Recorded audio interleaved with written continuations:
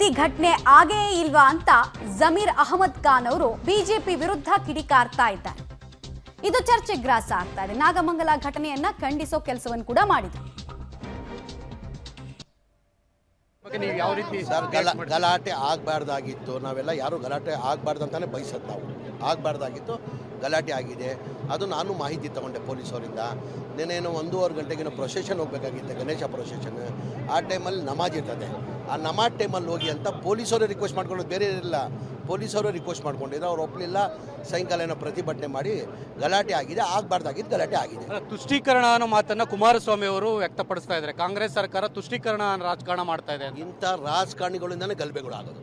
ಇಂಥ ರಾಜಕಾರಣಿಗಳಿದೆ. ಇದು ಪಕ್ಷದ ಪಾತ್ರ ಏನಿದೆ? ಇದು ಪಕ್ಷದ ಪಾತ್ರ. ಯಾರೋ ಒಬ್ಬ ಸೆಕ್ಯುಲರ್ ಮೈಂಡ್ ಇರೋನು, ಒಬ್ಬ ಇಂಡಿಯನ್ ಇರೋನು ಯಾರೂ ಗಲಾಟೆ ಬಯಸಲ್ಲ. ಇಂಥ ರಾಜಕಾರಣಿಗಳು ಹೇಳಿಕೆಯಿಂದನೇ ಗಲಾಟೆಗಳು ಆಗೋದು. ಈ ರೀತಿಯ ಕಾರ್ಯಕ್ರಮಗಳಲ್ಲಿ ಈ ರೀತಿ ಘಟನೆ ಆಗಿದ್ರೆ ನಿಜಕ್ಕೂ ವಿಷಾದನೀಯ ಅಂತ ಅನ್ಸಲ್ವಾ? ಖಂಡಿತ ಆಗಬಾರ್ದು. ನೆನ್ನೆ ನೋಡಿ ನಮಗೆ ಸಂತೋಷ, ಖುಷಿ ತಂತು.